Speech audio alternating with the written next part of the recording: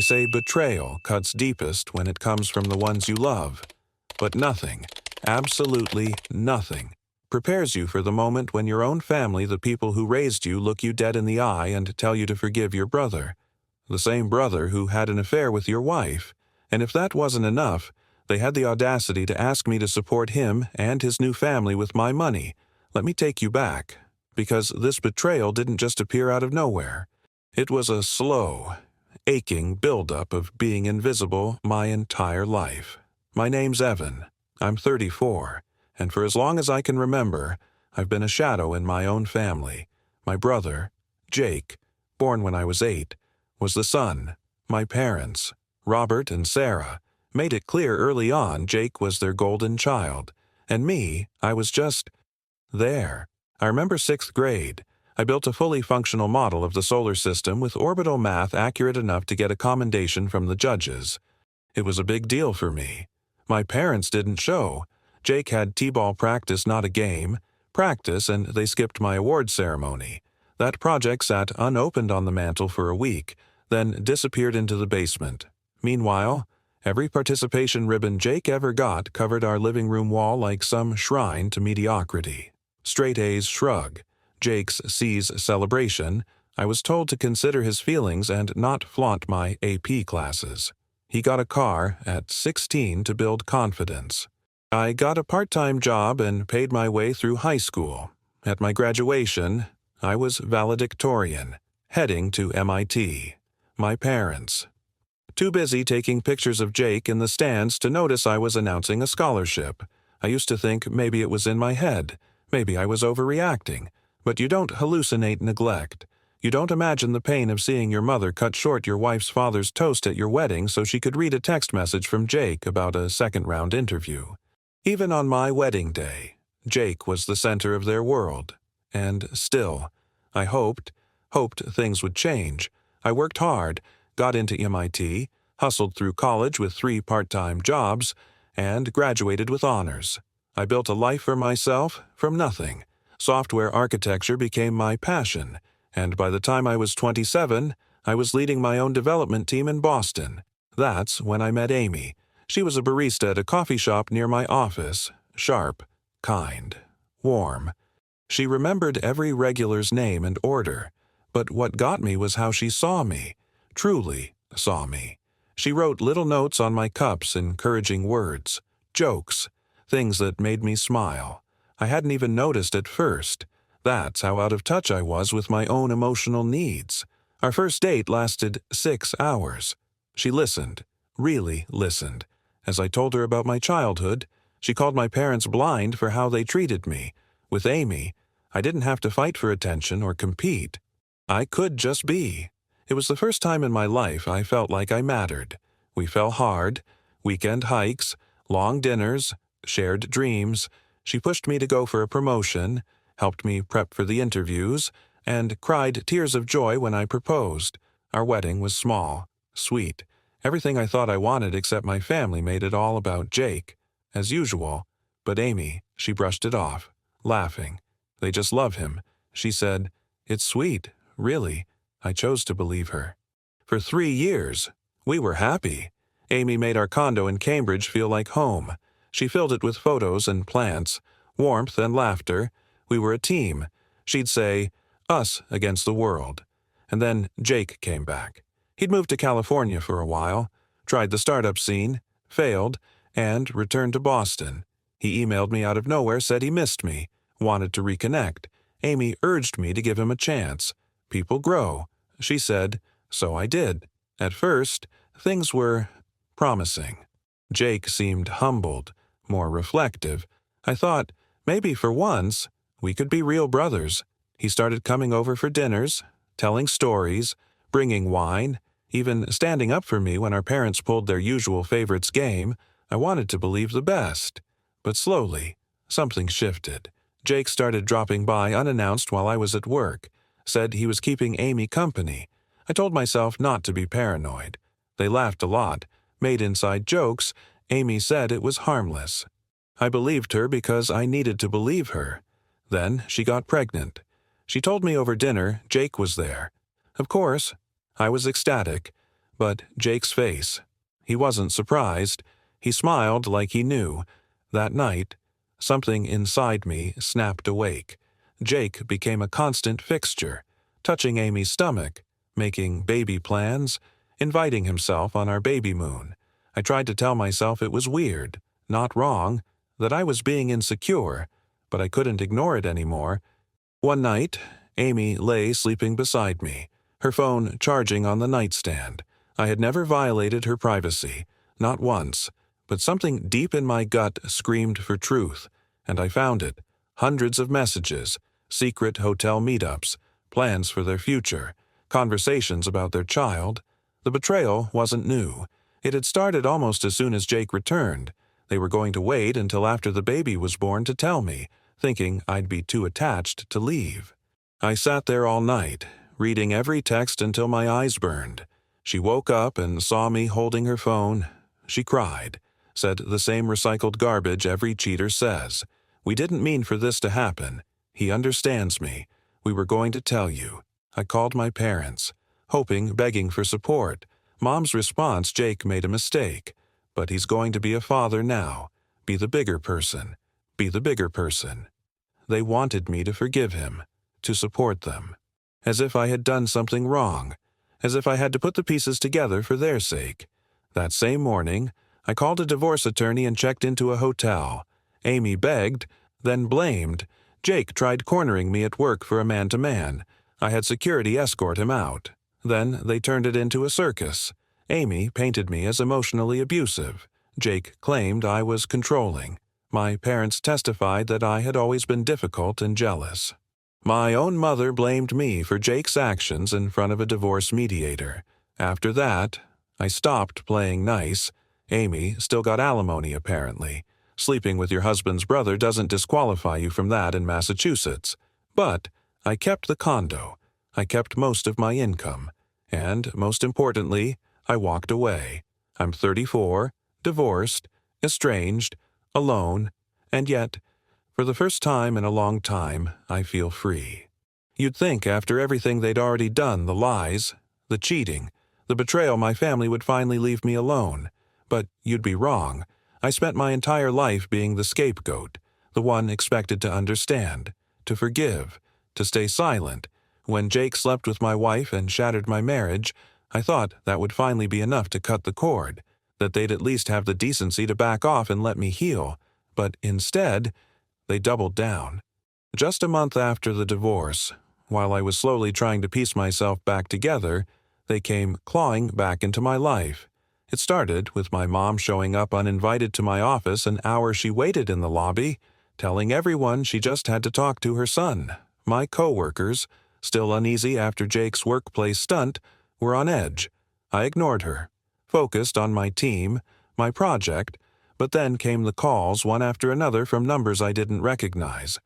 Eventually, I picked up, thinking it might be work-related. It was my Aunt Linda. We hadn't spoken in years. Her first words, not even a greeting. Just, your brother and Amy are struggling. I should have hung up right then. Turns out Jake couldn't find a job, no one wanted to touch him after word of the affair made it into professional circles. Employers backed out after background checks. His golden boy reputation was finally catching up with him. For once, consequences were landing at his feet. But what really blew my mind was what came next. My parents had been footing their bills, rent, groceries, even Amy's prenatal care. Dad was dipping into his retirement fund. And now, they were in panic mode. They wanted me to bail them out, to take financial responsibility for the same brother who destroyed my marriage and the woman who betrayed me. This wasn't just a plea for help, it was a plan. That's why my mother showed up at my office unannounced, because I'd stopped answering calls.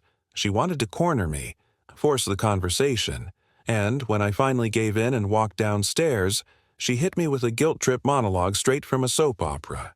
You father and I have always provided for both our sons, she said, as if I hadn't paid for my own college. It's time for you to take charge and support your brother through this difficult time.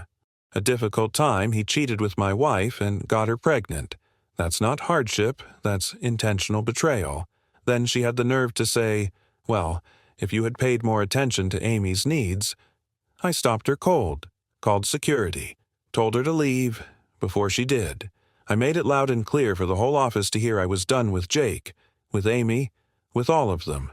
But the humiliation didn't stop there. That night, Jake managed to bypass my blocks with a new email. It was a manipulative mess of half-hearted apologies and financial begging. Amy was struggling. The baby needed care. Their funds were running out, blah, blah, blah. And attached just to twist the knife was a sonogram. They were using their unborn child as emotional blackmail. And they weren't done. The next day, my father showed up at my apartment, claimed he just wanted to talk. I refused to let him in. He spent 2 hours in the lobby telling strangers that I, the successful son, was abandoning his brother's family. I had to alert building management and ban all family from the premises. You'd think it would stop, but it got worse. Amy took to Facebook with cryptic posts about being abandoned during pregnancy and emotionally neglected. Jake echoed her garbage with captions like, "Some people need to step up." They twisted the narrative until I was the villain, because I refused to support the very people who wrecked my life. And you know what's worse? Some distant relatives bought into it. I got messages telling me to be the bigger person, put family first. Nobody saw the years of favoritism, the betrayal, the manipulation. They just saw someone successful refusing to help.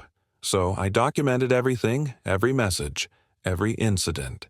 My lawyer advised it. She warned they might take legal action to squeeze more money out of me. And then they did.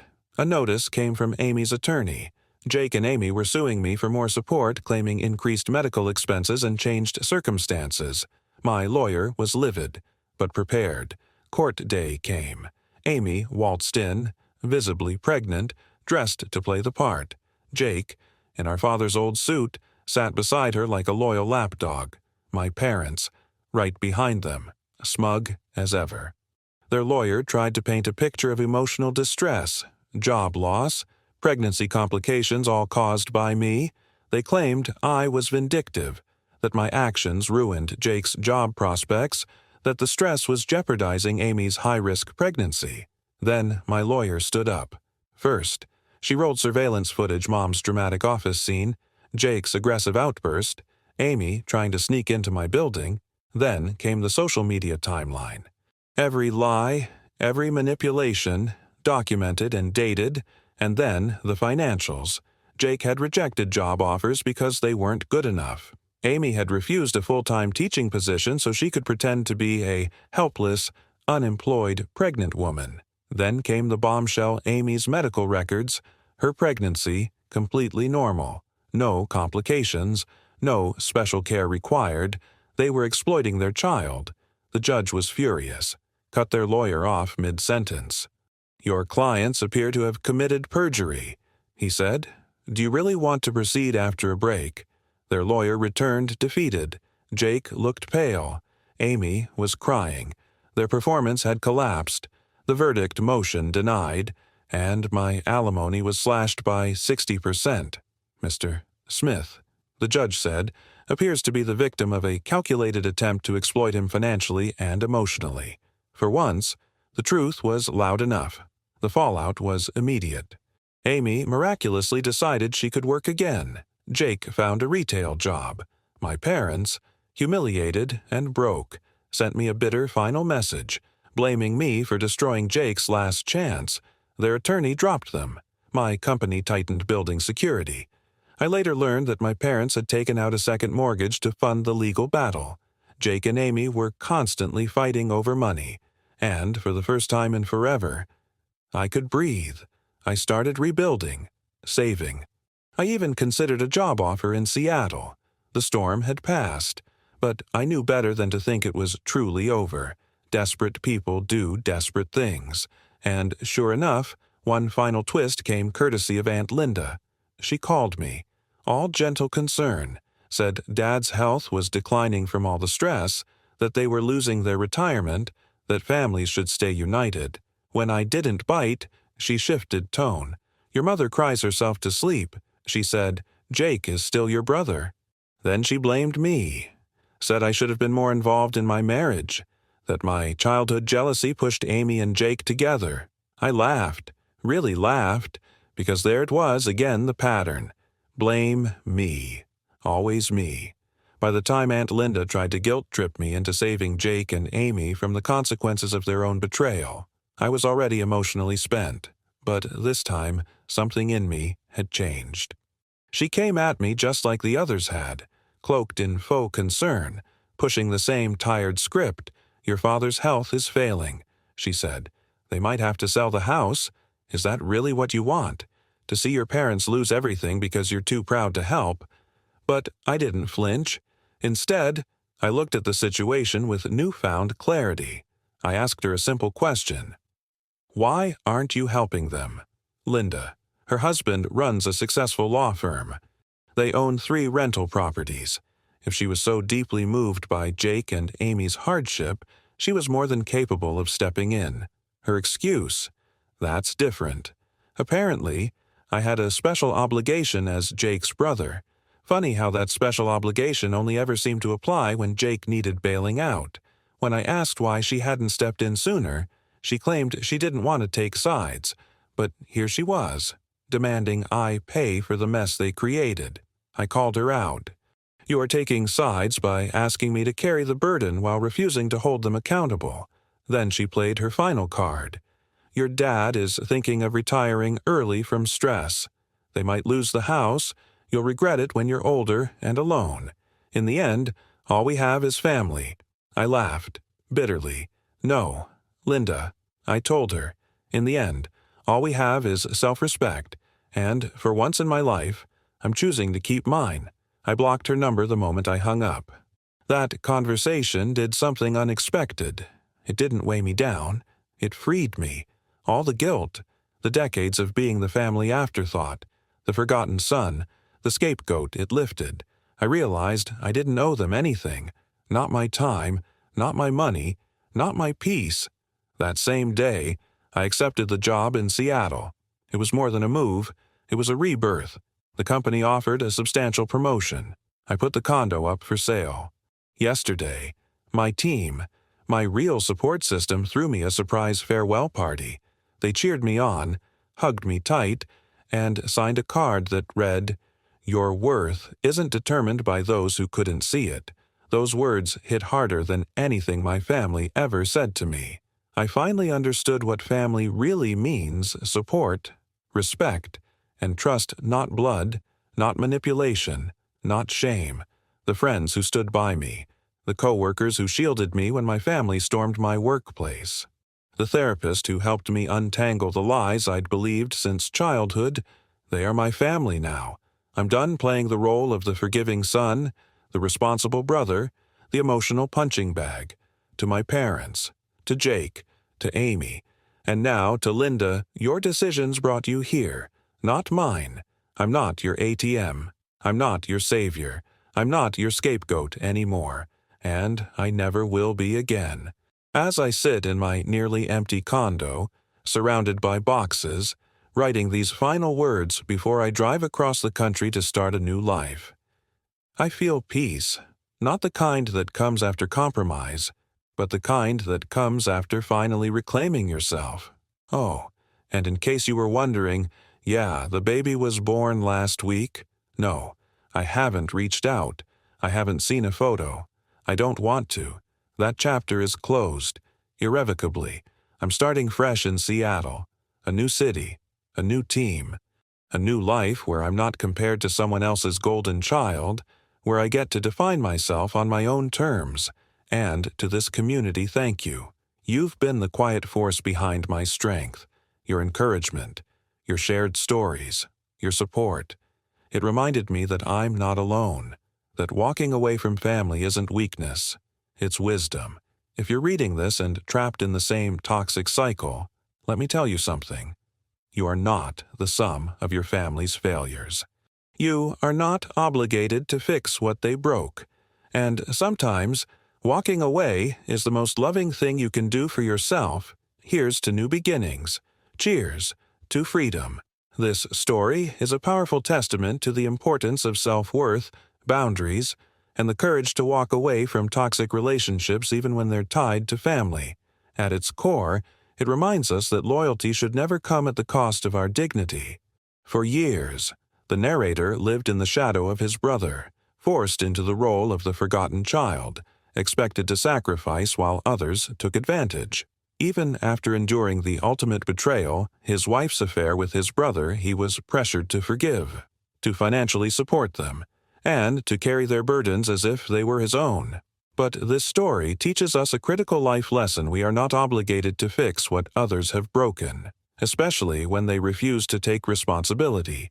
Family should mean love, support, and mutual respect, not manipulation, guilt-tripping, or exploitation. Sometimes, the most loving thing we can do for ourselves is to set firm boundaries and walk away, even if it means cutting ties with those who once called us their own. Healing often begins when we stop trying to gain the approval of those who never truly saw our worth. In doing so, we create space for genuine relationships with people who value us not for what we provide, but for who we are. This story is not just about betrayal and pain, it's about reclaiming power, choosing peace over chaos, and recognizing that respect, not blood, defines true family. No one should ever feel ashamed for protecting their mental and emotional well-being. Let this be a reminder: choosing yourself is not selfish, it's survival. Thanks for sticking with this story until the end. If you found value in this powerful journey of betrayal, resilience, and self-respect, go ahead and comment one below. We'd love to see how many of you connected with the message. Don't forget to like the video, subscribe to the channel, and hit the notification bell so you never miss another eye-opening story. And if this video touched you or reminded you of something personal, share it with someone who might need to hear it. Lastly, I truly want to hear from you. What are your thoughts and feelings after watching this? Drop your reactions in the comments. Your voice matters, and your story might just help someone else feel less alone. Until next time, take care, stay strong, and remember, you always have the right to walk away from what no longer serves your peace.